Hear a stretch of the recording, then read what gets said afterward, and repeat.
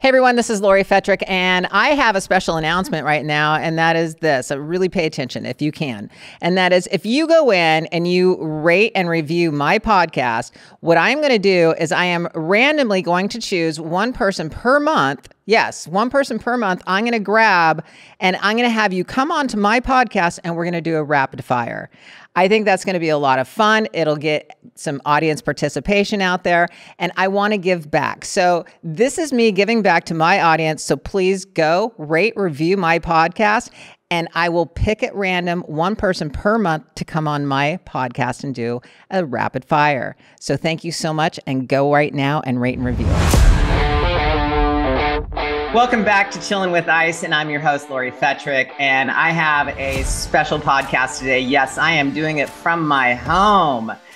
What are you putting your thing there for, Matt? I was cleaning some schmutz off my computer. Sorry. Yeah, it's like, you know, the intro here. Hey, you might hear some of my dogs squeaking little squeaky toys, but I mean, everybody loves animals. I just brought back a whole bunch of toys from Canada last night.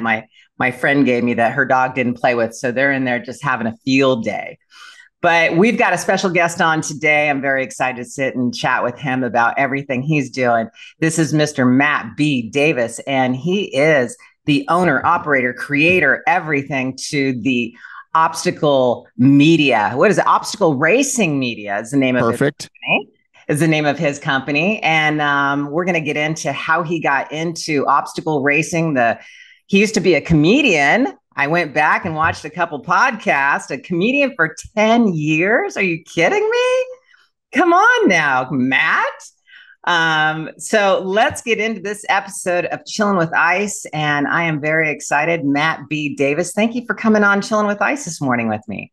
Thank you. We've become like fast friends. I had you on my show when the big doc came out, and yeah, we're buddies now.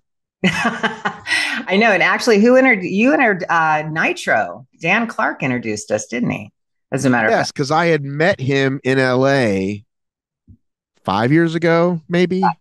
And so yeah, it was old Dan. It was from his obstacle course. Am I correct? Well, it's funny because I actually never met him when he had it. He had it back in 2011 and 12, and we never met then.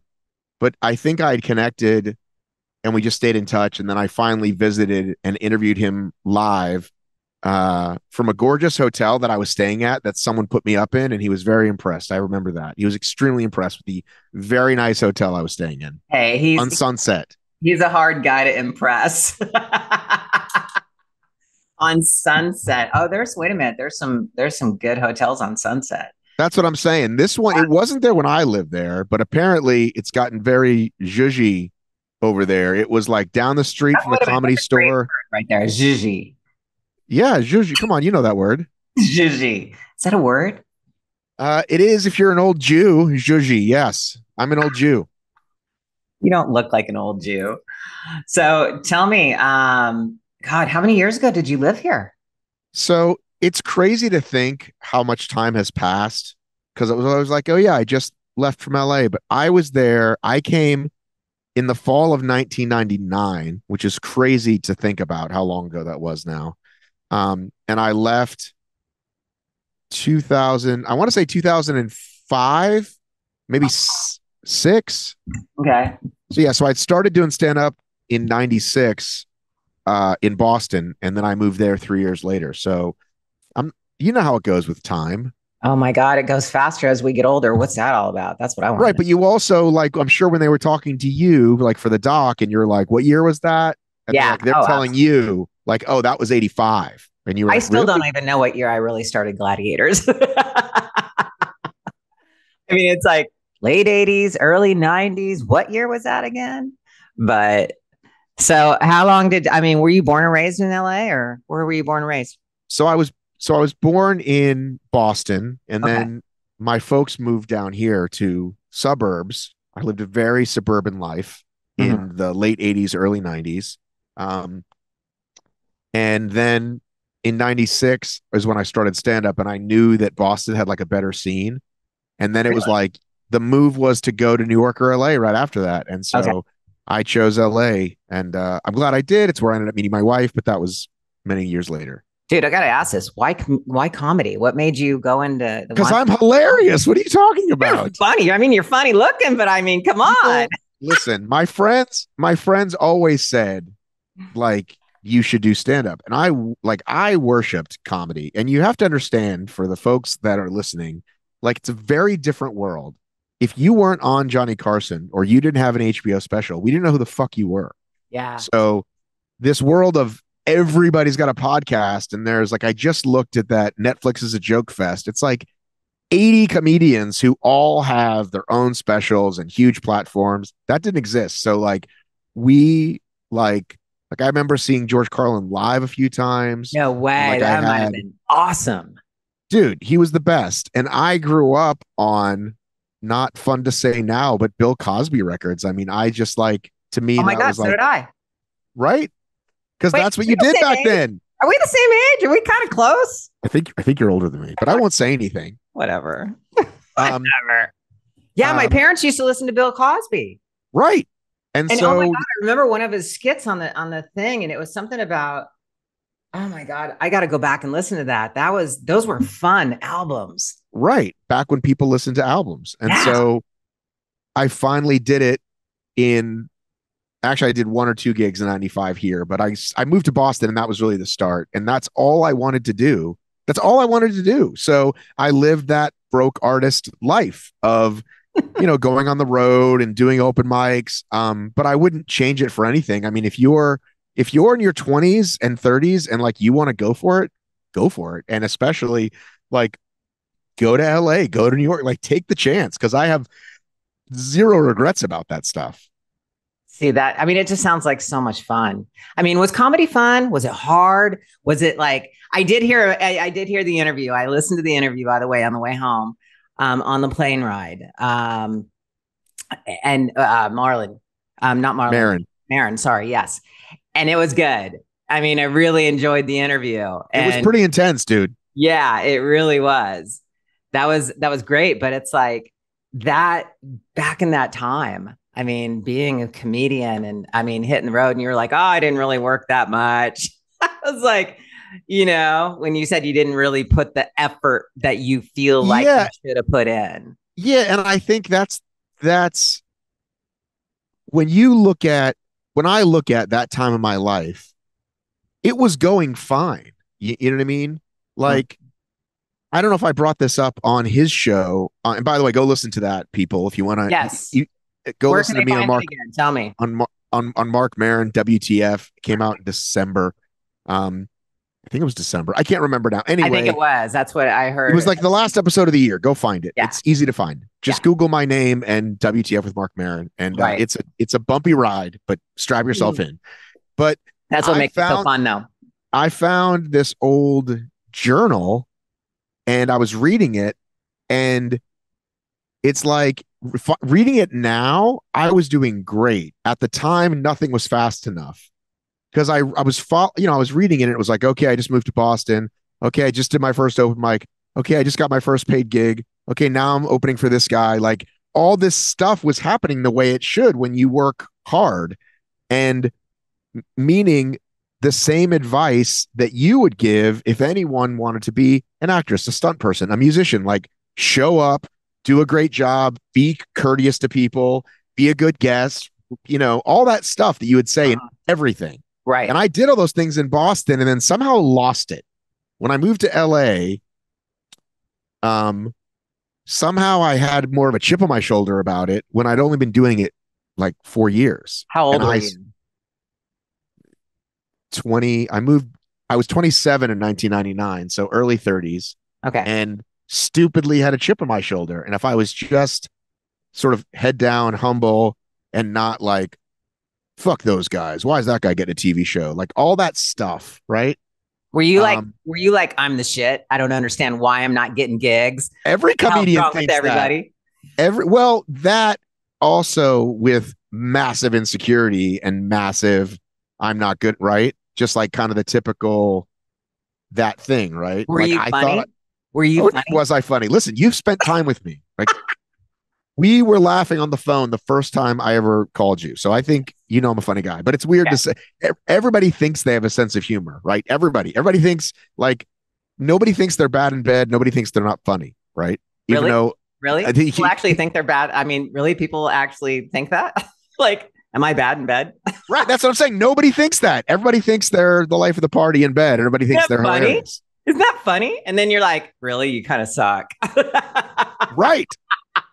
Especially guys, big dumb guys, right? We're very whatever. So anyway, so I I look at it's not even like there's any specific opportunity I can think about other than I just didn't I didn't have the same gung ho attitude, and I just didn't know how to do it. Like I just didn't know how to put it together in a way that I have friends that did and that either got, writing gigs or got acting jobs.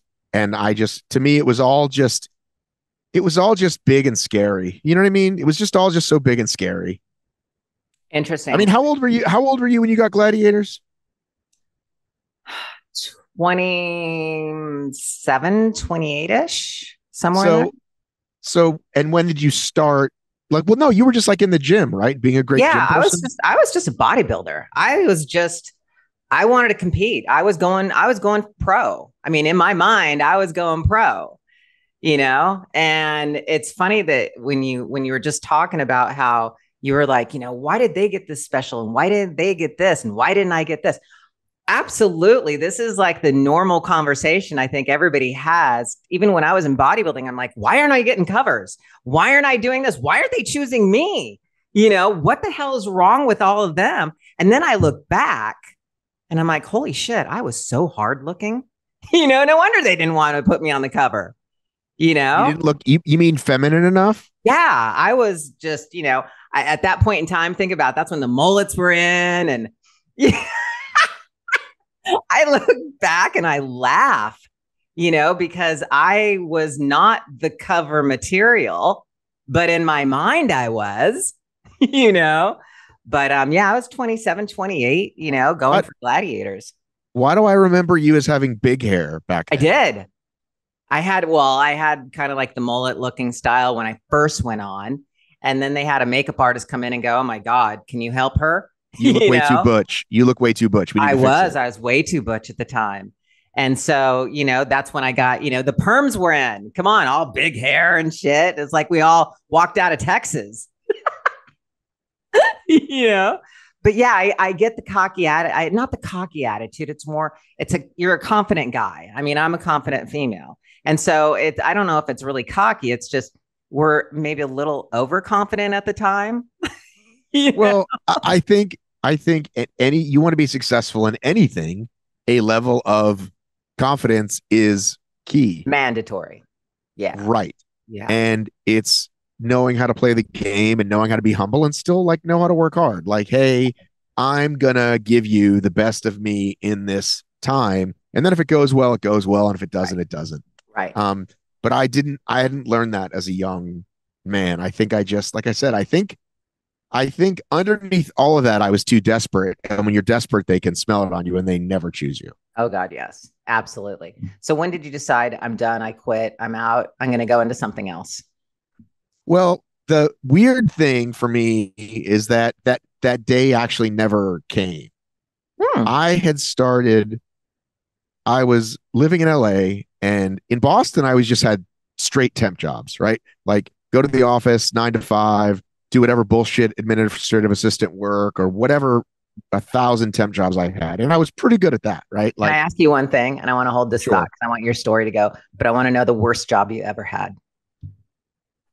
You The can worst remember. job I ever had. And by the way, you can do that all because I'm the same way when I'm totally all over the place.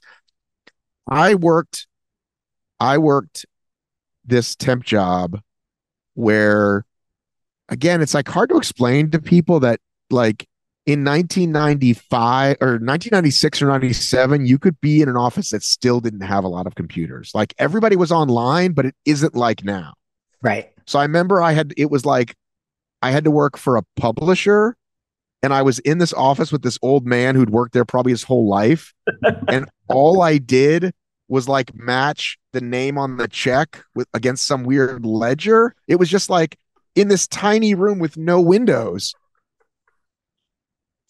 And he was like, okay, I think he was Polish or foreign, or he was like, okay, Little Brown, $9.79. Okay, here's the next one. And like 8 hours of that. Shoot me now. Right. Oh my God. So yeah, probably that if I had to think about it. All right. So you were out doing temp jobs. You were doing all kinds of different Right. things. So then I go to LA, and same thing similarly.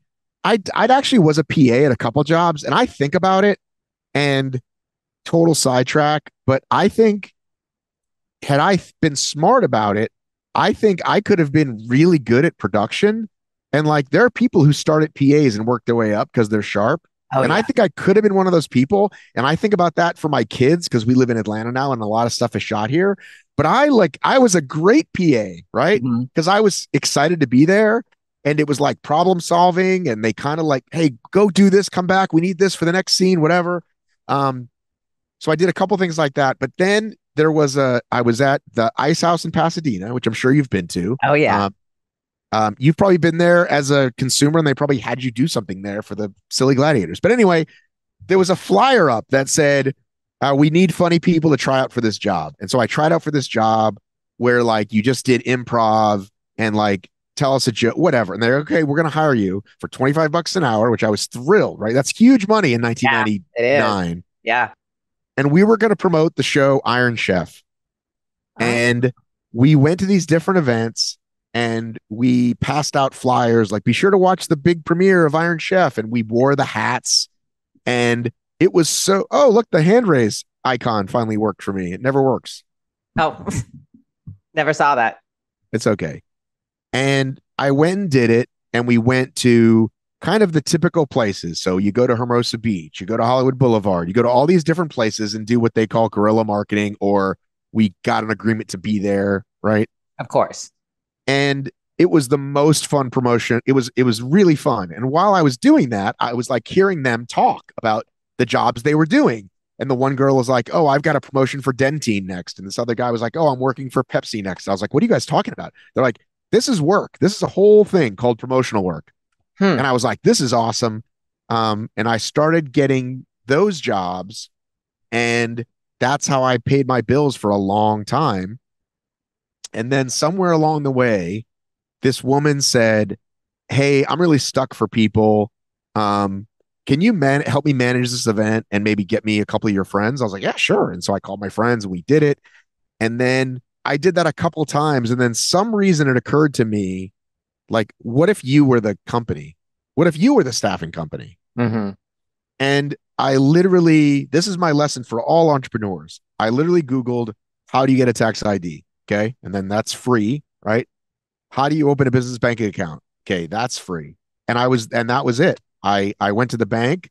I got that first big giant checkbook with the big Yep. long checks. Yep. And that was it. And I started cold calling these companies to try to get business. And I just remember I looked at like the calendar and I was like, wow, I haven't been on stage in like 6 months. I guess I'm not a comic anymore. And Oh, that wow. was it. That really was it. Interesting.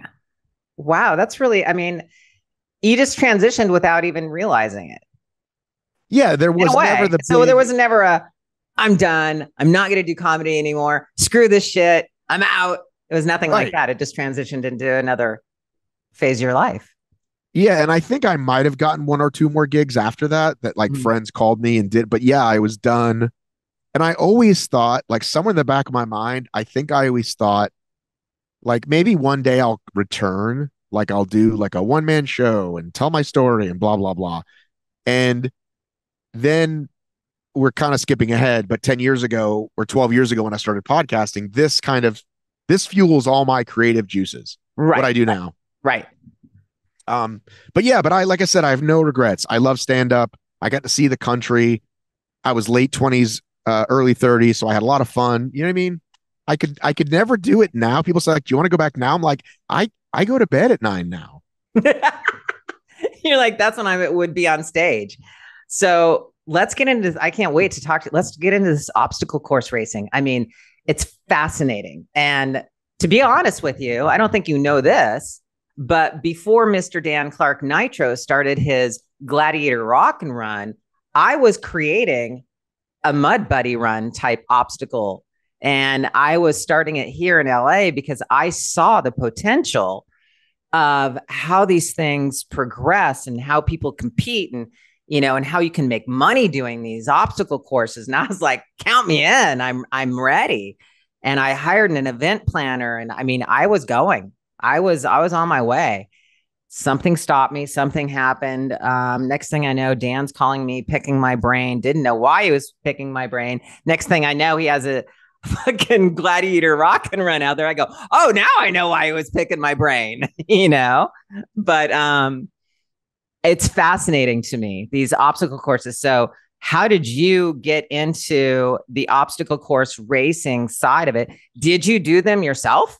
Of course, of course. How were you? Were you just kicking ass and taking names? I was not kicking ass and taking names, but I learned really quickly like who I was and what I could bring, right? So 2012, I did my first Tough Mudder, my first Spartan. I go to this thing in Vermont called the Death Race. There's these amazing people there. And I was like, I want to talk to more people about this. And there was maybe Spartan had their own podcast, but it didn't last very long. And again, this is not like when everybody that everybody listening to this show that has their own podcast, right? I mean, that's how I started. I wanted my own. Right. No, but I'm just saying, like in 2012, right. Nobody people didn't. Yeah, people didn't have them. Like I had to explain to people what a podcast was. Absolutely. I had to explain to them what obstacle racing was, and I had to explain what a podcast was. How do I get it on my phone? Do I need an MP3 player? It was not a thing. Right. But it seemed fun to talk about the sport. And, sometimes you just figure out what you're good at later in life. And it turns out that I'm a better host, presenter, interviewer than I am a stand-up comic. Like that's, if I had leaned into that role sooner, then maybe I could have been a success, because there are people that do that. They do TV warm-up.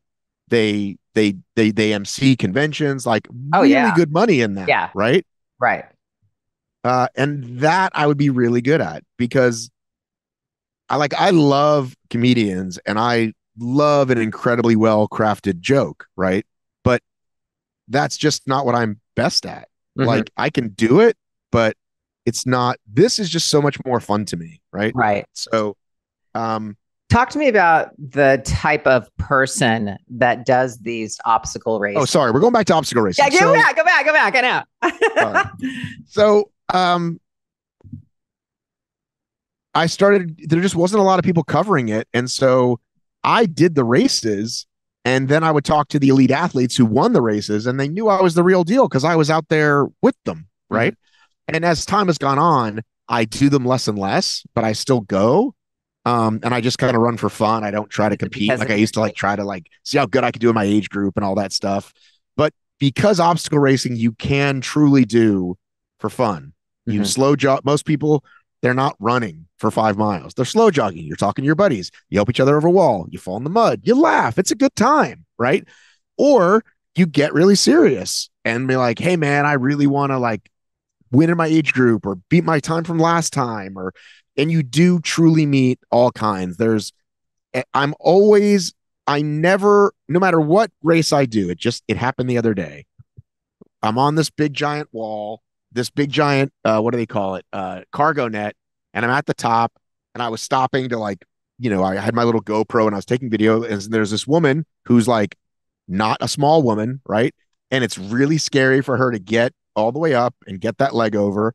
And I got to her friends were down below cheering, and I was just right there. And I was like, hey man, you got this. Just all right, put your leg right over. And she did it. She looked at me deep in the eyes and said, thank you. And that's it, man. That always happens. It never doesn't happen if you're paying attention, that you will see somebody out there, some person who's either 80 years old or not that fit or missing a limb. And that's dude, this shit is awesome. And it gets people out in a way that few things do. And it's the community that I've gotten in. Some people find community through church or through their gym or whatever. And this is where I found a great community. That, I mean, it is. It's so much fun to watch. I've personally, believe it or not, I've never done one. I've always thought, oh my God, they look like so much fun.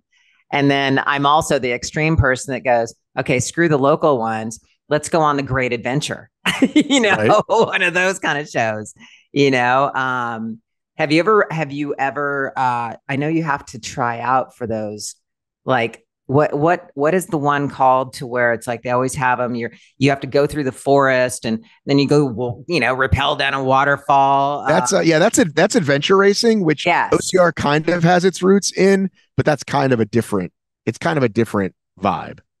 Okay, so have you ever done one of those? Do you ever want to I've do not done one? one of those. I have friends who've done them. I've thought about it, but I've never quite done one. So when you think about it, do you weigh the pros and cons? And I mean, is this something that is it, do you say no because it's just too hard, or is it too dangerous, or it's just crazy? Well, it's interesting because this is what I do for a living, but I also stay fit myself or attempt to. Right. And it's like, okay, well, what am I doing this year on the calendar? This one I'm going to because it's a big championship and I want to cover it. This event I might get covered to do paid to do some media. This one I just want to do for me. Mm-hmm. So I've done ultra marathons. I've done 24-hour world's toughest mudder. I've done um just regular half marathon. Like I've just done a lot of races, right? Over the course of the last since 2012. And so it's really like, what do I feel like training for? What do I feel like doing? And that one's just never made it. It's not never, it's just not made it. Like I was supposed to do the rock and run, right? In 2012 when it was here in Georgia. It's the only time it Right. was here. And I was out of town that weekend doing another race. So I didn't get to do it. So now I'll never get to do it. RIP rock and run. So going to your, how many events do you put on per year? Well, I don't put them on. I do the Okay. media stuff, Sorry, right? you do the media stuff. So you don't put them on. So I go to less and less.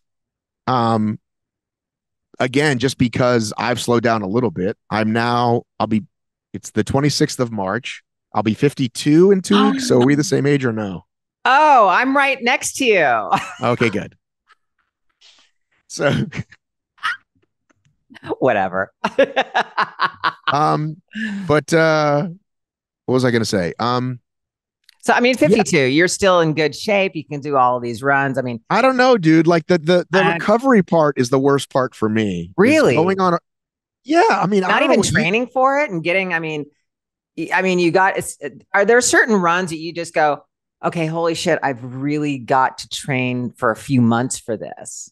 Yeah, I mean, when I did, there's any of these ultra marathons where you're going to be on your feet for 8 or 12 hours. Like you gotta prepare. But I'm saying to you, just in going out for a run now, I recover in a different way that in my 40s when I thought I was so old was nothing. And Mhm. now, like if I went on, I'd have to run like 15 miles to wake up really sore the next day. Now I can run 6 miles and be sore the next day. Do you not have that experience? I Yeah, mean, no, I I do. don't I don't take any maybe I should look into I don't know, TRT or that shit, but like, You you know mean what your I mean? peptides?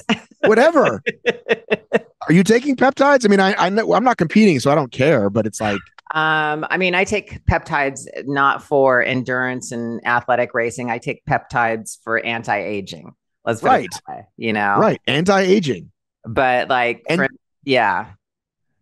so anyway, that's the part that bothers me about aging is just the fact that I'll like get up and be like, oof, or like after Yeah. being on a plane for 3 hours and then trying to walk, I'm like, what the fuck's wrong with me? Like age just sneaks up again. Like I know Dude, I'm I talking like to just like you this morning. I was like, can we bump this back a half hour? I flew 5 hours. Most people would be like, big deal. You flew 5 hours. You sit in a seat. But as you do age, you're like, no, that bothers you.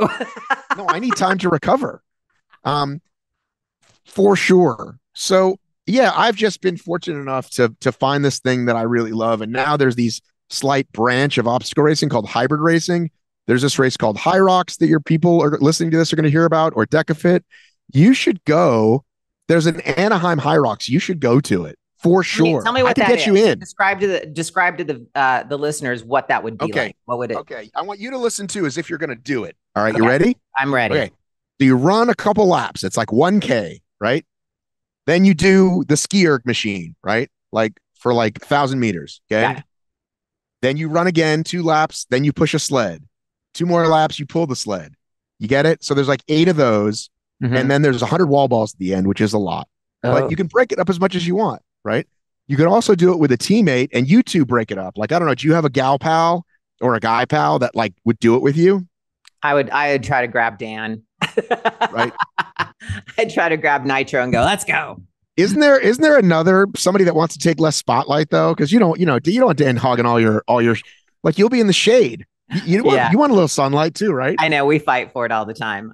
Sometimes I get the sunlight. Sometimes he gives it to me. But All right. Well, yeah, listen, if he okay. can't, if So he I'd grab someone. Let's say, I mean, my girlfriend actually. I mean, she might be up for it and go, okay, let's try this. right, It'd your be fun. girlfriend, or your girlfriend. No, girlfriend. I like the quotations that you did.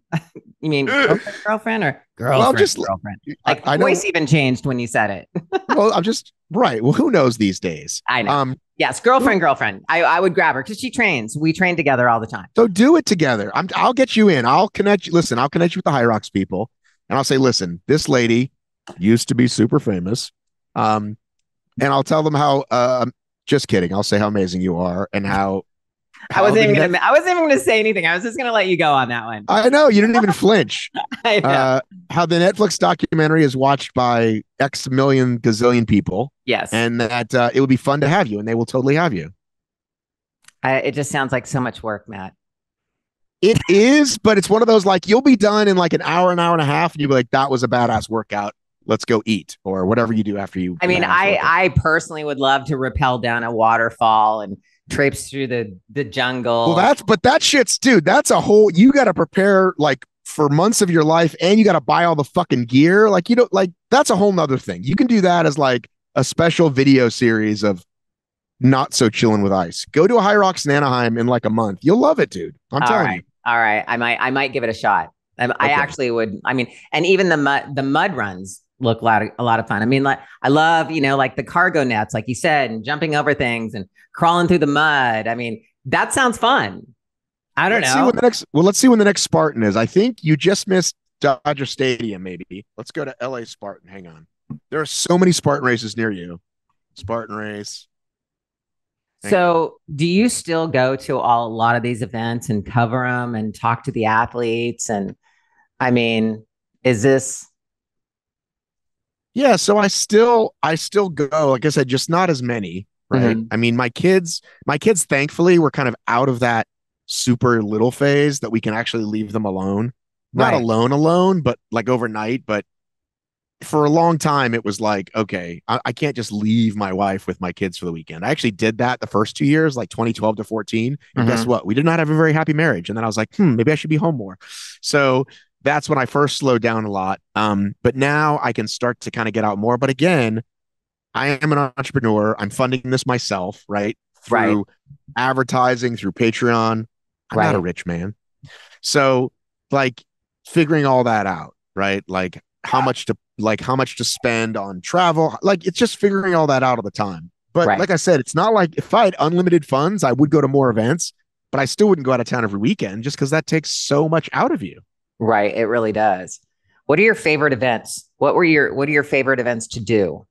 I mean, whenever I think about like the best race or my favorite time, it's always about who I was with and the experience I had with that person. So, I did when my sons were younger and my kids were younger, there's a couple experiences that I got to have with them that I'll never forget. And when the pictures show up in the memories, I'm really happy because Mhm. now they're teens and they want very little to do with their dad.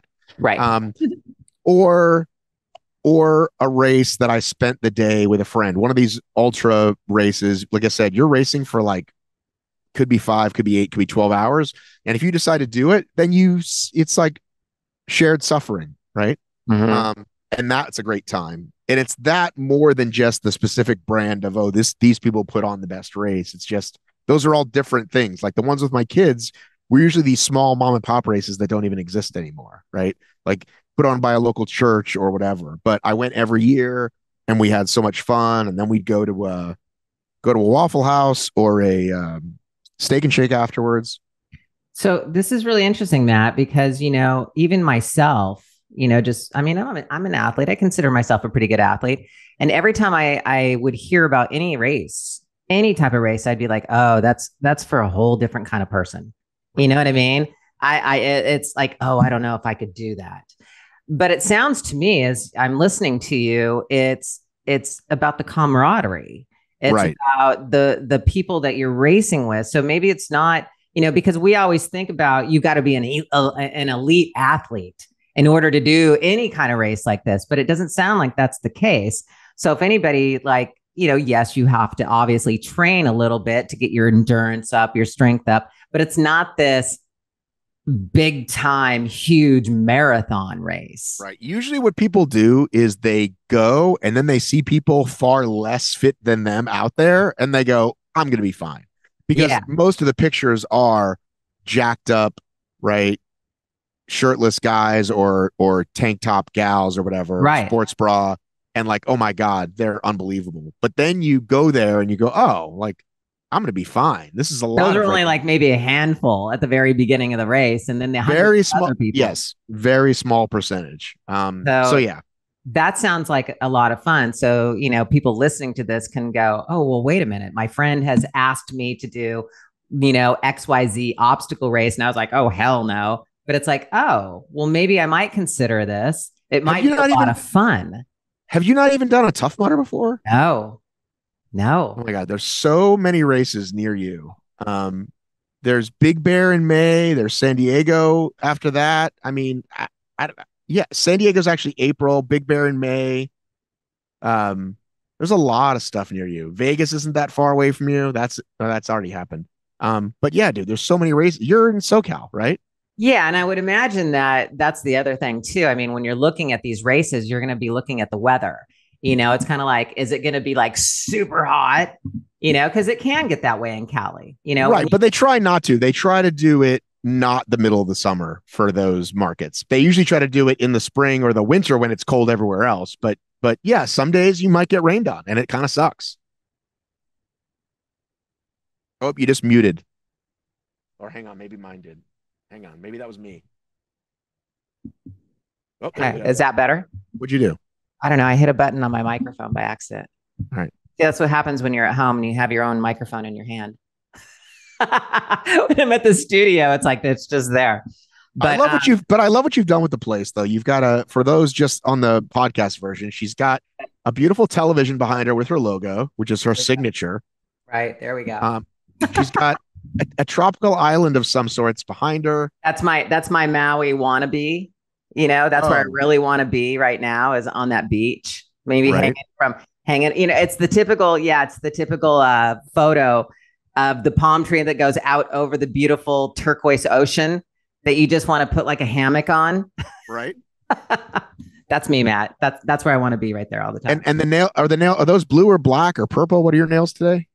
Oh, they're black. Because you're just a badass chick. I'm just a badass. Yes. I started painting my nails black just for fun. Okay. Well, the more autograph signings that I'm doing. Okay, now we're going way off topic. Fine. But the more autograph signings I'm doing, I'm like, oh, I have to go get a manicure now, and I have to take care of my hands and stupid little shit like that. Dude, if you haven't talked about it too much, I do want to hear about your Florida Man Games experience. All right, let's go there for a minute. The Florida Man Games were really, really a lot of fun and interesting. This guy came up with some just outrageous, kind of like just you would never think about type of events. Now, it was his first year. So obviously, you know how that goes. You've covered enough races. The first year is kind of like a hit and miss, and let's see what works, what doesn't work. I know, but the crowds looked big. Was that just trick photography? No. The crowds were big.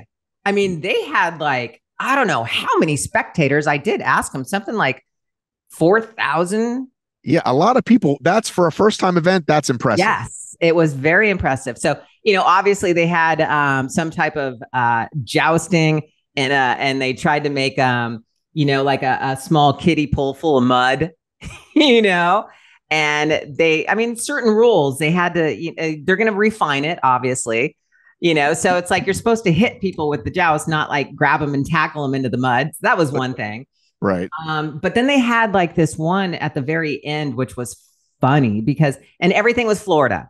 Okay. So the other thing is they had the MC, which was, I didn't know who he was. He was a big, huge influencer. in Florida, and it's everything about Florida.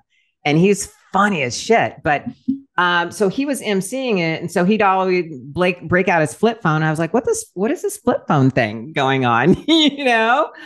But they had like an obstacle race, like somebody had to get out of the back of a cop car. You know, they were in handcuffs and they got themselves out of a cop car and they ran and they threw like a gator through like this, you know, like a Wendy's, because that was a thing, I guess. Somebody in Florida took a gator and threw it through the Wendy's drive-through window.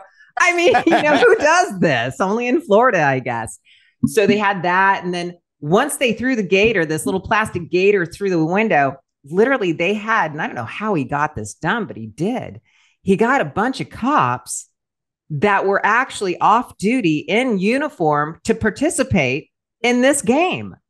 So when the contenders threw the gator through the window, right when that happened, they ran through like these the tire obstacles, and there was an actual cop running after them to taser them. What? Oh yeah. Oh yeah. Legit tase? Joking. Yeah. Obviously, the taser was probably at the lowest level, but the cop would just take off. This whole thing they put together was hysterical. So they did a really good job of creatively, right, you know, doing this. They had another game to where somebody like stole the bike, you know, and then they stole the bike and they stole some copper. Everything was about stealing here in Florida, and somebody was chasing them. You know, these were the obstacles that they were. And what did they have you guys do besides like smile and look pretty? Were you guys like refs or something? That was pretty much it. We honestly, they could have utilized us a lot more, and I would love to go back. His name was Pete, and he was a great promoter. But I said, use us. You know, let us. You know, we were there to judge the games and to hold the timers and, you know, get the crowd going and stuff like that. So that was actually a lot of fun. But, you know, Dan can MC an event. I could MC an event. And I wish they would have utilized us a little more in that aspect of it. Right. But he was very creative in the Florida Man Games. And there was probably, I'm going to guess, six different events. And instead of a bucking, you know, the when you go and ride the bull riding, it was a gator. Could anybody do the different events? Yes. Well, and here was the funny thing. It was called the Florida Man Games, so there was no women participating. And we did say something about that. We were like, dude, come on, you're missing the boat. And he goes, well, I actually opened it up to women. There was only maybe 2 or 3 women that actually applied in the team events. And so he goes, it didn't happen this year. So I don't know. Maybe next year. Well, the crowd would have rooted for the women teams much more than the men teams. 100%. That was a miss. That was a miss. Exactly. I agree. I don't know. Maybe see, this is where you need to contact Pete and go, here, let me help you with this. Let's get some publicity going. I would love to go. I would love to go next year. I forget what I had, but I couldn't make it. So definitely, I mean, that's something that it was a lot of fun. He did a very well job. He did really, really well his first event, you know, and I think he was very happy with it. But then there was one thing, check this shit out. I got to say this. I don't know why he did this, but you know, when you get into one of those little containers and there's money, and it's like a cyclone and you're supposed to grab as many dollar bills as you possibly can. Right. Okay. He lost his ass on that. And I'm going to tell you why. Because somebody said, put play money in there, and whatever the play money is will equivalent to real money. So they put like Monopoly money in there with 5s and 10s and 20s. It's like, what instead of just ones, instead of ones. Exactly. And then what these guys were doing is they cheated and they went into this little cyclone booth and they opened up their shirt and let the money flow up into their shirt. Right. Some of these guys walked away with 1,000, 2,000. Oh my God. Yeah. And we were like, Pete, no. You can. I hit mute again. Sorry. You cannot do this. And so we were just like, first of all, they should go into this booth with no shirt on, because they were all guys, obviously. No shirt. You can't collect the money, you know, and you can only grab it. Yeah. They were cheating and they were trying to do everything possible. And I don't know. That was one hit. That was one opportunity that Dan and I were just like, dude, and he even said, he goes, I lost my ass on that. Mm-hmm. So that didn't go over too well. But yeah, I definitely going back to the obstacle course. I have to do one this year. Yeah, I'll message you. You're gonna have to pick. Oh, We'll talk after. hold on. Let's go. Yeah, I know you're gonna message me because you messaged me with another one. You said, "Here, you okay? What was that? A month ago, you sent me a text message and said you need to do this event. It was like the All American something something." And Yeah, I you looked at it. stop. Yeah, I was like, Matt, that's for young people. you think it's for young people, but we're the same age, dude. I know, but I mean, come on, I'm not in that kind of shape to do something like that. But that's my whole point. You don't have to be. Listen, I am not very fit right now. I look not as thin as I would like in a t-shirt. Trust me. And so you can do it, dude. Like I said, way less fit people than you or I do these things. So And what was my response to you when you sent me that? I go, I'll contact him and see if I can be a co-host. You're like, no, you need to do the race. right. If there's a gig for you, I'll let you know that too. Like, oh, you would be perfect for this. But But you yeah. want me to actually race in this thing. What was it? I mean, I could go back on my text message. It was like, Yeah, I can't remember. I probably sent you a bunch of things because I think you're a cool person and you would like doing these things. I probably would. I mean, there's no doubt. I'm scrolling right now real quickly because here it is. Here it is. It is the She's got to put on her old lady glasses. Here we go. hey, you be quiet now. It was this whole now casting America's Oh, sorry. So that was okay. So that was a casting thing that I'm like, dude, you should it says do it. now casting. And it said, okay, so this is what got me, Matt. It said America's most elite athletes. I'm not the America's most elite athlete right now. Neither are the rest of the people I'm sending, but you have a distorted view of your own whatever because you think I'm not as fit as the current Olympians or something crazy like that. For your age, you're incredibly fit. You look great. You have television experience, blah, blah, blah. Right. And everybody loves the fucking nostalgia move these days. So I can get you to the top of the list of that one. I'm pretty sure. All right, let's do it. All right, good. That's what I sent you. That's right. I forgot about that one. But see, Yeah. that wasn't a race. That was a television opportunity for you. All right. All right. If you can get me on the list, I'll try out for it. Trust me, they're if and that was not that long ago, so I'm sure they're still casting. No, they still are because I just talked to them. Okay. Are you in town the first week of May? Of course, yeah. Okay. Said of course. I don't know what you have going on. You're a woman about town. You were just in Canada. What were you doing in Canada again? Canada. I did the breakfast morning show. It's called Breakfast TV. It was their morning show. It was like Our Good Morning America. That's Right. what it was, and it was cool because I was on there promoting. I got a kids book coming out called Playgrounds Warriors. I was promoting, everything that's happening, podcast, possible small, opportunity for the tour, things like that. But and my manager's up there, and so it's kind of like let's get together and hash out a lot of things that are happening right now. So yeah, I was up there for about 4 or 5 days. Let me tell you something. It is cold as shit in Canada. I don't know how people live there. I don't know how they do either. I mean, it was like, okay, it was, here's your idea. The last day I was there was beautiful sunny day and it was 30 degrees out. And I was like, oh my God, it's still fucking freezing. And she goes like this is really warm.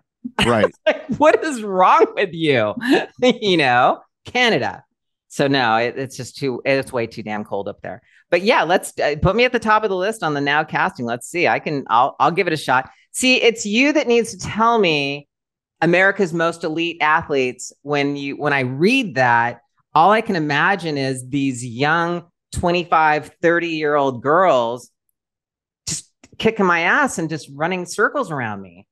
Well, first of all, I think, yes, in many things they would. But again, if it's a TV show, they want some different types. You don't want 7 of the same gal. Okay. But yeah, okay. I think, and they might just say, yeah, she's too old. Sorry. But I think you could go try out. So I'll send you the thing. I'll connect you with the lady. If they say that I'm too old, just kind of like do me a favor and not tell me they said I'm too old. Just say that she's just not the type we're looking for. Right. I would never use those terms. But you know what I'm saying. You know what I'm saying. So Matt, yeah. you've been doing this for a long time though. I mean, is this it? Is this where your future is? Tell me what your future holds. What does my future hold? Well, like this is what I have said. I want to live long enough that my kids are out of the house and I get to have at least a few years of what life was like before. Okay. Because those of us with kids, like you really do forget. Like I looked at my wife the other day, I was like, do you realize we used to do stuff? Like our life was not this, right? We used to have this one little baby and that life was a certain way.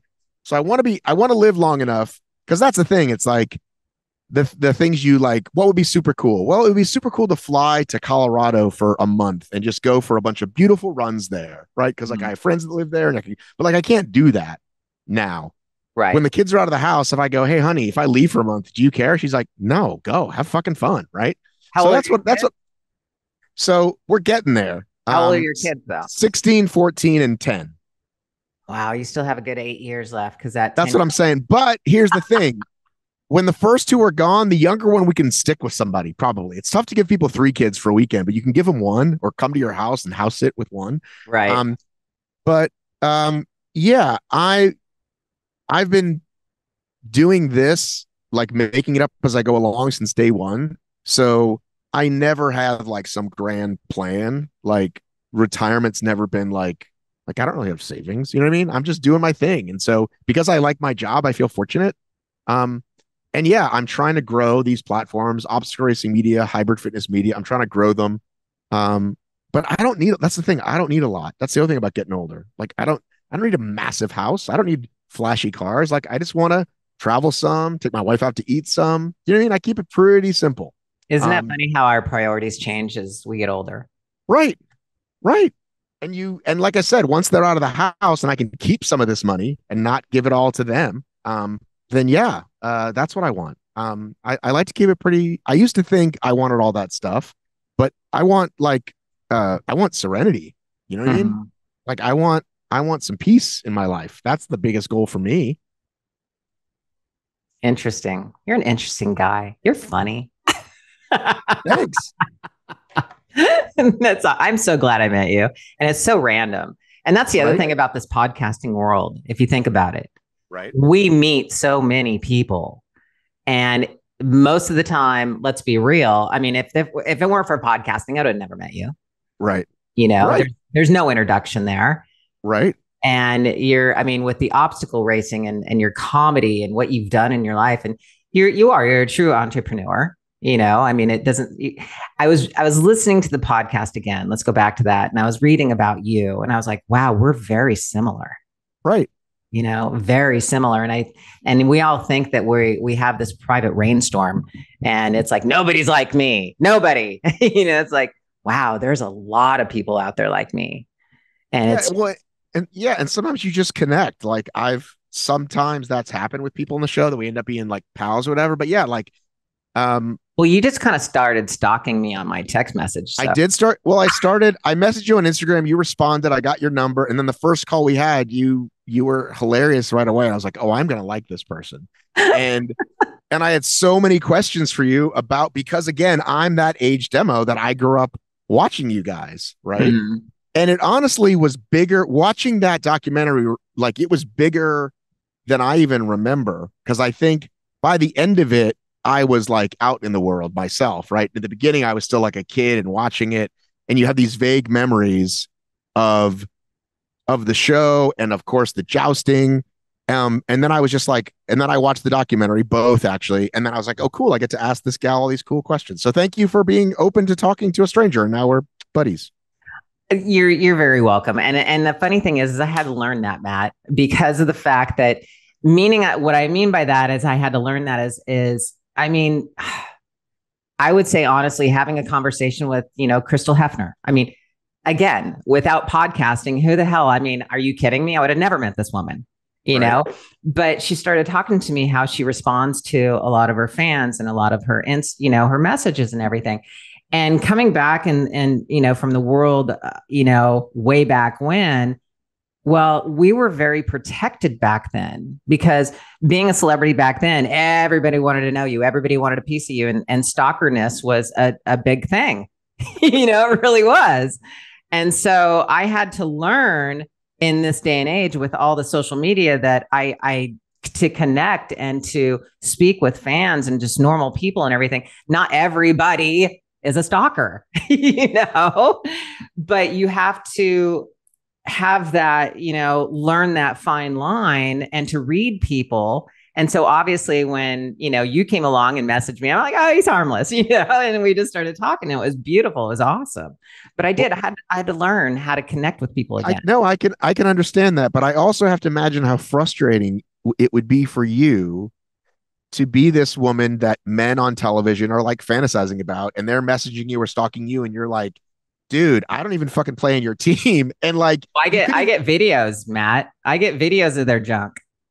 well, I didn't mean, I used the wrong term, fantasizing. I don't, but I'm saying, especially back then though, when like you couldn't come out, right? Right. And like, even still now, there's some people that don't know, but I'm saying like back then, it's got to be such like, just like, oh, Jesus Christ. Like, like what is happening here? Right. Yeah, exactly. No, I hear you. It is. And it's not just men, by the way, women. I mean, definitely women are more scary to me than men sometimes, to be honest with you.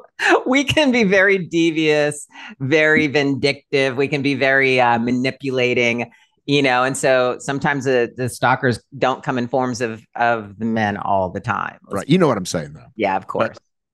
So the social media thing really changed a lot, but it's been a great year so far. And I mean, that documentary only came out in June, and now more and more and more people are, getting on my channel and stuff like that. I mean, just like you, they get to know you and who you are, and they want to talk to you, and right. And there's people that will not get Netflix for like whatever and then they subscribe again because they want to watch something else, and then it appears, and you're like, and they'd never seen it, right? Not, like you and I, of course, are going to watch it the night it comes out, but many people won't see it. You're going to hear from people 10 years from now that just watched it. Oh, I know. I'll get a message. Like an 8-year-old, could watch it when they're 18 and be like, oh wow, this is a fascinating thing. Right. I did want to ask you, because I know we got to probably go soon, but did you, I don't remember if we've talked about, there is this Australian reboot. Have you had any of them on your show, the new Gladiators? No, I am. As a matter of fact, it's interesting you say that, because I was thinking about having some of the new, it'd be easier to get the UK Gladiators on, to be quite honest with you. Just for time zone reasons? I think so, because there was a golf channel in Australia, and, people know I play a lot of golf. And so he was like, oh my God, I want to interview you. And he was from Australia. And believe it or not, the time was so hard, right, to get together. It was either going to be like 3:00 in the morning, his time, or, midnight, 1:00 in the morning, my time. It was right. hard to answer your question. Yeah, it'd be a lot of fun to get some of those new gladiators on the show. I mean, the UK rebooted theirs at the same time Australia rebooted theirs also. I don't know what's happening here in the United States, why they're not rebooting. I think, obviously Vince McMahon was supposed to take it over, and then that whole thing blew up. And so I don't know where it's at right now. I have no idea. I don't know if it'll ever reboot here. As horrible an experience as you may have had with, what's the fucking weird, creepy guy's name that took all the credit? Let's just not mention his, okay. But yes. Okay. Vince has a whole nother thing going on over there. I mean, yeah. Wow. So, yeah, hey, at least you didn't have that. I know. That is very, very true. He would be the guy, though. He would be the guy. He would be, because I believe that he would put on a production like no other production. And, I think that if anybody was going to reboot it, he would be the guy to reboot it. Let's get past his personal bullshit. But the actual production of the show and the type of gladiators that he would actually bring on, the girls would be phenomenal. The guys would just be insane. And so I can only imagine how that would go. So for the UK, I don't want to get too deep into this, but okay, for those versions, whoever they have to write a check to, yeah, it just seems like America, it would be the same thing. Like somebody would go, okay, cool, let's do this. And it can't be that expensive. Matt, come on. NBC, when they took it over, they overproduced it as above and beyond. They put water, they did this. So yeah, I think the production value was really, really high. But, again, let's go back to the basics. It's like obstacle racing. Go back to the basics. Let's not make it so, over the top to where it's like, it's just huge production. It's like, no, let's just give some cargo nets, throw some mud down, let's build a small little wall to jump over. I mean, that's all it needs to be honest with you. And don't bring Hulk Hogan. You don't need that guy. And you need Layla Ali, to be honest with you. Yeah, sorry. She's awesome. But no, you don't need those types of people. Just give me some average, everyday people that can actually hold a microphone and commentate this thing. You would be amazing at it. That would be phenomenal. Exactly. That's my point, but that's the whole thing. So I don't know. But yeah, Matt, thank you so much for sitting and talking with me. I do really enjoy conversations that we have. Me too. Thanks for having me on, dude. You're funny and you're like, I was like, Matt, who do you got? You're like, me. I'll recommend plenty of other people, but you should start with me. Yes. You are. You're the best. I mean, so tell everybody where they can find you and on your podcast and everything like that. So Obstacle Racing Media is all the obstacle stuff. There's another company called Hybrid Fitness Media.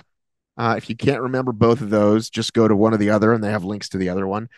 And I have a YouTube channel and podcast. I've been podcasting for over a decade, as I mentioned. And yeah, you can find all my links anywhere, those things. I'm personally Matt B. Davis, but I don't post nearly as much personally. So there you go. I got a question. Why the B?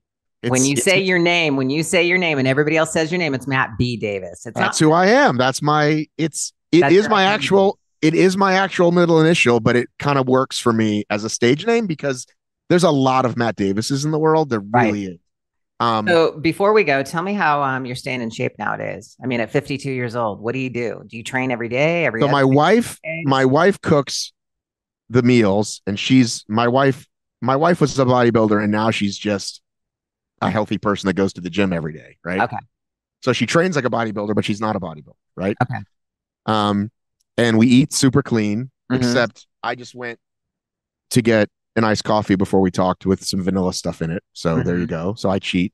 And I run. Your only cheat? No. I'm just saying, like, that's. I mean, I had Wendy's hamburger and French fries before I left Canada. Well, maybe I need to get some of those peptides then, because like I took my son to Popeyes and I let myself have like 3 or 4 fries because like if I eat the whole Popeyes chicken sandwich, I just blow up. Anyway, I run a couple, 3 times a week and I work out with these thing called RAMs, which are these long, it really doesn't matter what you use, but just something heavy, and I can lunge with it and I can, do split squats with it and whatever else. Right. So that kind of just basic home body. I hate the gym. I like working out in my backyard. At one point I'll like buy myself a machine and like somewhere to put it because our house is small, but that's what I'm doing. Running and body weight stuff. That's my jam. You're not even in the gym whatsoever. If I visited you, I would love to be in the gym with you and you could show me stuff, right? Yeah. You could show me the fucking, we could do like an 80s montage, right? Right? That would be funny shit. We should do that. Do you own leg warmers? I'd have to go on eBay and find some leg warmers. We could do the what is it? The flash dance. Right. Jane Fonda, that kind of stuff. Yeah, anyway, exactly. That's what I do. I can't do it at home. I cannot train at home. I have to go to the gym. I have to. I need to see people training. That motivates me. Big, small, short, tall, doesn't matter. I need to see people training. And it's like, if I relied on the home, there's no way. There's absolutely no way. And yet I will promote that all day long because just like people like you can train at home and you hate the gym. So, oh my God, God bless you. That's amazing. All the power to you. No matter what it does or however you train, whether it be at home or gym, it's like I always tell people, just get out and move, do something. Right. So I don't know how you do it, but that's awesome. All right. So let's do a race together one day. All right. Get your ass in shape. I'll send you some stuff. Are you in shape that you can just do it like tomorrow? Or do you have to like plan it for a month? No, like I said, I'll slow jog it. You know what I mean? Okay. Like do. You know what I mean? All right. We'll slow jog. If we can get a sponsor, I would do that Anaheim. I'm going to New York to do a High Rocks in June, but if we find a sponsor, don't you have a new sponsor? Just like get them to fly me out. I'll do it High Rocks with you. No, I was actually going to ask you to find me a sponsor. Don't you have a company called Media? Hello. I do have a company. I do. Well, together we could probably do some amazing things. So we'll figure it out. All right, Matt. Sounds good. Everybody, thank you so much. I mean, thanks for listening to Chilling with Ice. Matt, thanks for coming on the show today. I so appreciate it. I mean, a lot of insight on these obstacle races. You don't have to be an elite athlete. You do not. You can just have a lot of fun, grab your friend and go for the day, have some good conversation. And oh my God, it sounds like a lot of fun. You convinced me. And I'm not that elite athlete that I thought that, you thought that I was, but Matt, thank you. Thank you. Thank you. Matt B. Davis, everyone. And this is Chilling with Ice. And this is where legends live on. Thanks for listening. Please like and subscribe to the channel, no matter where you're listening.